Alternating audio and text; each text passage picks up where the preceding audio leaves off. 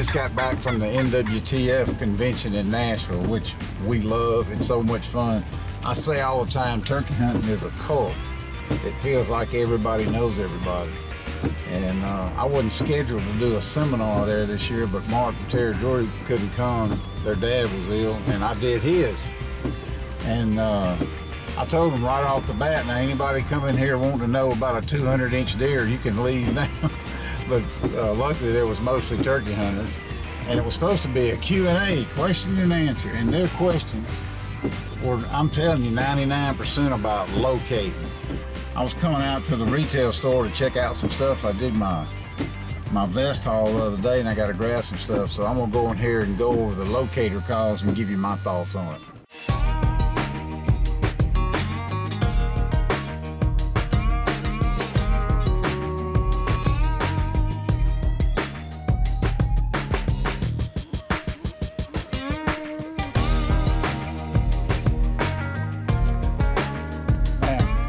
Locating turkeys.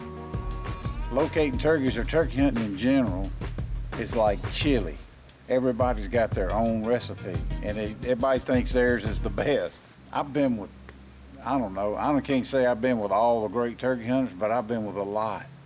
And everybody does it different. If you read about locating turkeys, here's the deal. Early in the morning, you know, some people like for the turkeys to get started on their own. Some people like to owl hoot to find them early and get set up. That's controversial in itself. I know Toxie, he likes to let the turkeys kind of wake up and see if they do their thing. Me, I like to be in a good point where I can hear for a long ways, and I'll go ahead and owl. I can owl pretty loud. And because I want to get, if I'm going to set up, I want to get to him quick while it's still almost dark, if it's possible.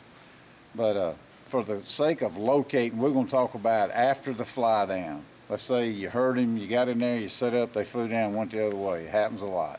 Happens all the time. So this is like locating, midday. What do you do? Well, come here and let me show you what I've just pulled off of this rack. Now all these are technically locator calls. So right, say you're going to get up from your spot and you're going to move and you're going to try to make the turkey gobble. Well, crow, hawk, owl, you know, some people use goose calls. It's just something loud to make the turkey gobble. Will Primos likes to use a crow call. Toxie likes to use a crow call. A lot of people like to use a crow call.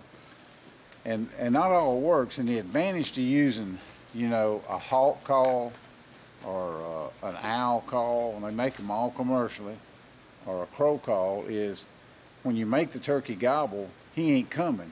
He gobbled at a crow or he gobbled at an owl, and he wasn't thinking about coming to you. Now, if you do your locating with a cutter box or a glass or slate or something like that, then you've made the turkey sound. And if he's by himself and he responded, he may be wanting to ease that way. So that's a whole nother level of locating. But I'll give you my thoughts on it, which I'm no biologist. I'm just telling you what has happened and what's been successful for me. I think when a turkey's out there, mid-morning, mid-afternoon, whenever it is, he's hearing them subtle sounds all the time. Hens scratching in the leaves and purring, maybe yelping soft, a crow off in the distance, or a hawk flies over him. And yeah, he may gobble at that, and if he does, hey, it's your lucky day, go buy a lottery ticket.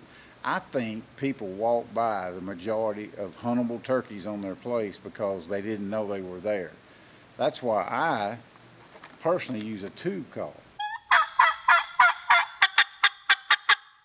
I think while they're out there listening to all those subtle sounds and you stop, say you go to a point like, all right, I'm gonna do my thing down in this valley down here or out across this field so they can hear it at the end of this food plot, and you blow your crow call, nothing. Well, then you do your owl call, nothing, or a hawk. And finally you put your mouth call in and you yep real soft. And then you get down to the end and you're yepping loud anyway.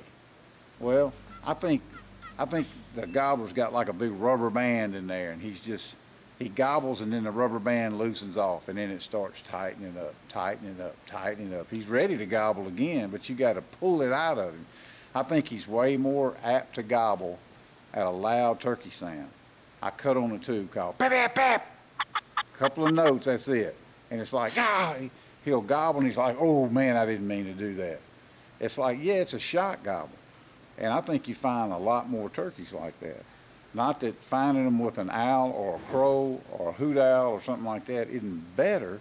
It is, because again, you hadn't made contact with the turkey pretending you're a hen. So locating, like I say, it's like chili. Everybody's got their own recipe. That's mine. So hey, you got any questions or comments, leave them down there below and I'll answer, do the best I can. Until then, I'm gonna put all these locators back, get me another spare tube call, and I'm out of here.